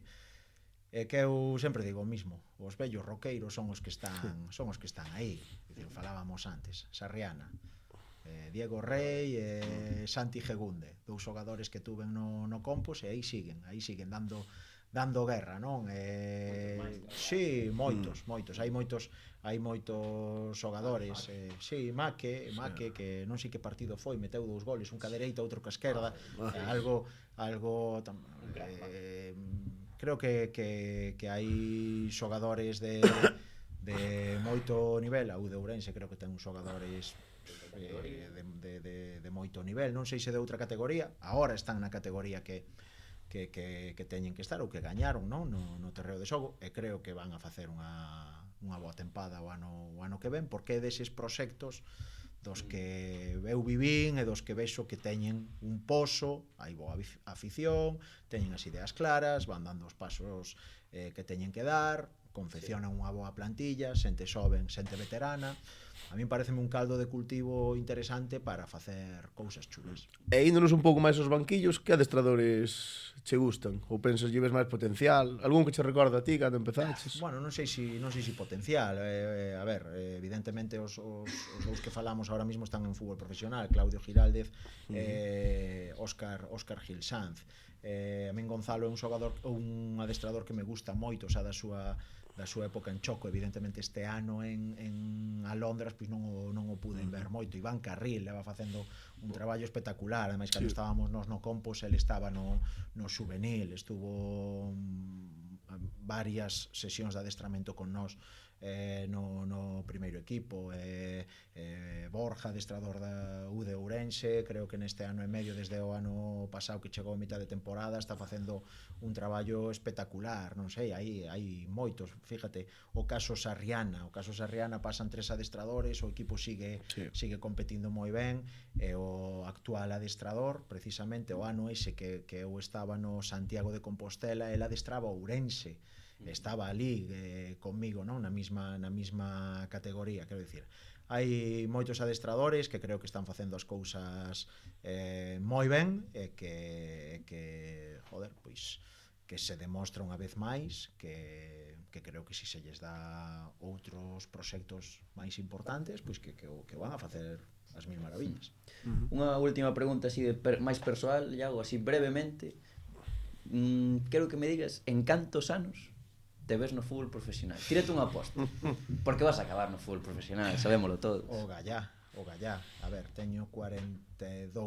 3 aniños. Gustaríame, en 3 anos, 45 anos. Bueno, estaría ben. Sería, bueno, con 42 estaría moi ben, pero sinceramente é algo que me gustaría,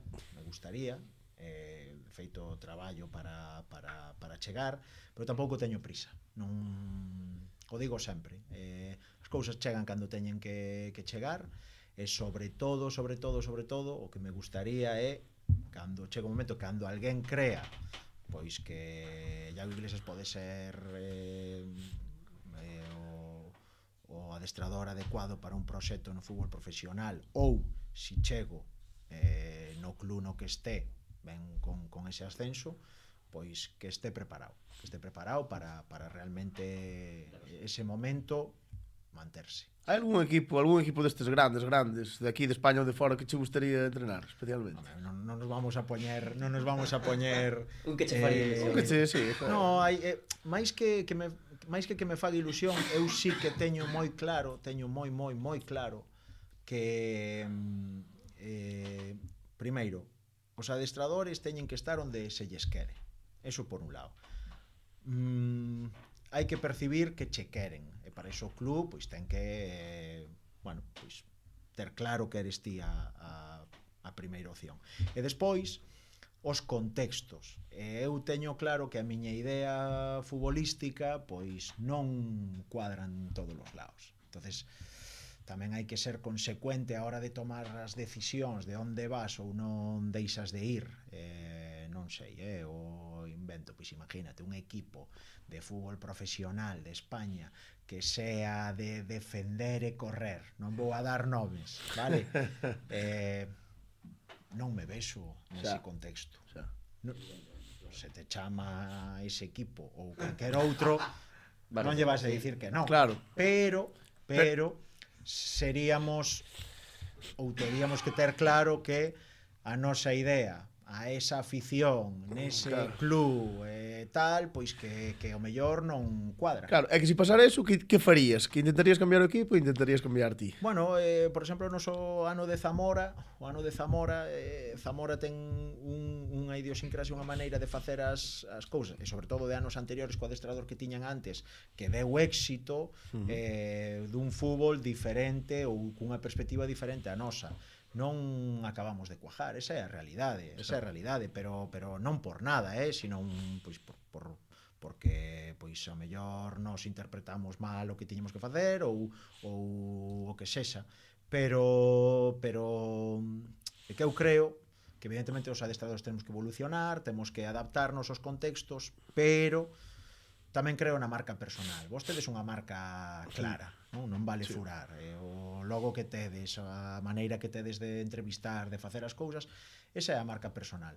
Hoxe en día a xente, temas redes sociales, vendémonos moito, pero que eu ás veces vexo que moita xente quere ser igual. É que non hai nadie que se distinga.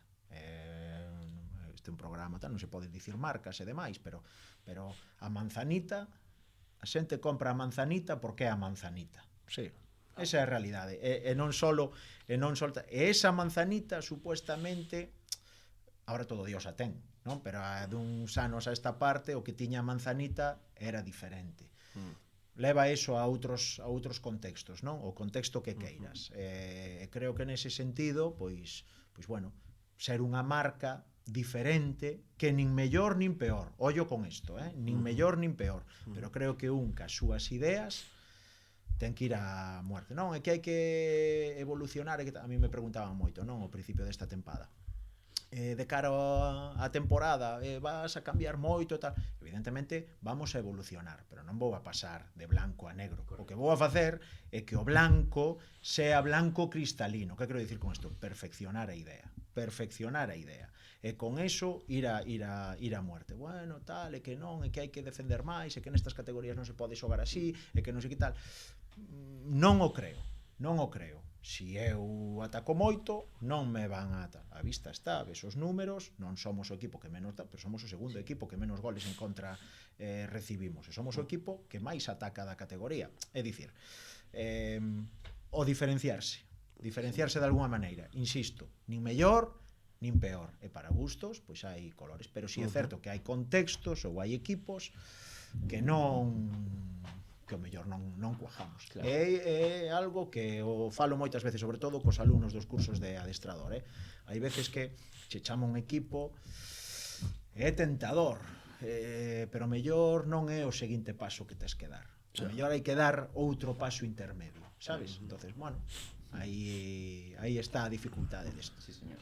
Pois entón pasamos as preguntas clásicas, as que facemos sempre, Iago. A primeira, ti que eres un home forte, que vas a CrossFit e así, cal é o animal máis forte o que lle gañarías unha loita, vida ou morte, habitación pechada e sen armas? De madreña, vaya, pero estas preguntas son clásicas, ¿no? Sí. Facémosles a todos os invitados. Que animal? sei, entendo que unha formiga, non sei. Non, home, tes vos bíceps, Sí. Sí, non teño nin idea, acabasme de descolocar por completo. Nunca na miña vida pensei nesta posible pregunta. Non Mira, sei. o máximo que dixeron foi un boi. Un boi? Sí, e o... Que dixo Juan Domínguez outro Juan día? Domínguez outro día dixo un... Unha vaca, dixo. Unha vaca. Tamén se cantouse, Dios. Un cocodrilo tamén se dixo. Pois, a porta pechada, o cocodrilo non podes botar a correr. Non o sei, non teño absolutamente nin idea. Entendo que... non sei. Un gato, a ver. un can. Algo máis, un lince. Sí, algo un así, lince. Bueno, Sí, bueno, non está que mal. me Non debe- non é ningún gato, nin é un tigre, é unha cousa aí intermedia. Bueno, vamos a ver. Jairo Iglesias versus Lince. Sí. E a outra pregunta, que sempre facemos, tamén moi complicada de responder, hai algún equipo polo que non ficharías nunca? Polo que sexa? Non o creo. A bote pronto, non sendo o que vos dicía antes, evidentemente o contexto, o perfil de equipo que sea, en canto a idea futbolística. Algún que teñas cruzado? No. Volavés, por exemplo, que No, vos que va. Filiais. Para nada. Non teño ningún equipo que digas igual que tampouco de que equipo eres, non teño, pero de nunca, sí que de pequeno. Sempre fun dos galegos, Compos, Depor, Celta, do Depor ou do Celta? Dos dous. Esa é a realidade. Eu non teño un equipo que digas Barça ou Madrid. E máis, desde que son adestrador, todavía máis, porque non vexo o fútbol como desde o forofismo, desde o tal. Teño amigos que son do Madrid, que me poño un día a tomar unha cerveza con eles e me dan ganas de estampalos contra, pero tamén do Barça, tamén do Barça. Tes Tamén pinta do máis do Barça que do Madrid. Por estilo así, Guardiola, Mourinho, máis guardiolismo que Mourinho. Sí, pero Madrid este ano, por exemplo, contra, os últimos partidos do City, cando se poñen a xogar, pois xogan tamén de puta madre, o sea, que non pasa que ao final creo que clasificamos un pouco, si todo apunta o que vai a ser que o fichase de Xabi Alonso, pois Xabi Alonso é de perfil tal, entonces vamos a ver un Madrid máis combinativo, pois seguramente sí, entonces tampouco creo que haya eses blanco e negro. Sí, señor. Pois ata aquí logo. Pois moitísimas gracias, Iago. Esperamos Gracias que o pasares moi ben aquí. Moi Noso, verdad, para nós foi un luxo terte aquí. Moi ben. A verdade é que, vos agradezo que pensarades en min, que estemos aquí e sobre todo, pois, o vos dicía antes, o fago habitualmente, pero falar e botar a vista atrás dos anos de Palmeira, de Ribeira e tal, faime, alegrarme, faime sacar un sorriso porque foron anos moi bons e sobre todo creo que un ten que acordarse de onde ven, non? Seguro que a vos vai a pasar dentro duns anos, cando estedes nun estudio de verdad, cando teñades a 5, 6, 10 tíos detrás vos facendo o traballo, cando poñades corbata e camisa, pois vos acordaredes de onde, non sei se vexo de como empezastedes, o contaba Gustavo Varela, non? De un pouco como empezou e mira ahora onde está. Bueno, pois toda a sorte do mundo. E aquí estamos, para o que necesitedes. Nuns aniños. Que pasou? Ai, Dios, ya, por favor, que non podemos marchar sin darle este regalo, esta taza dos nosos amigos de Manso Mar, para que leves de recordo en uns aniños cando estés en primeira división. Te acordes de Non Vale Furar e volveremos a falar, sen dúbida. Moi ben, moitas gracias. De verdad, moita sorte no que veña e foi un placer. Igualmente.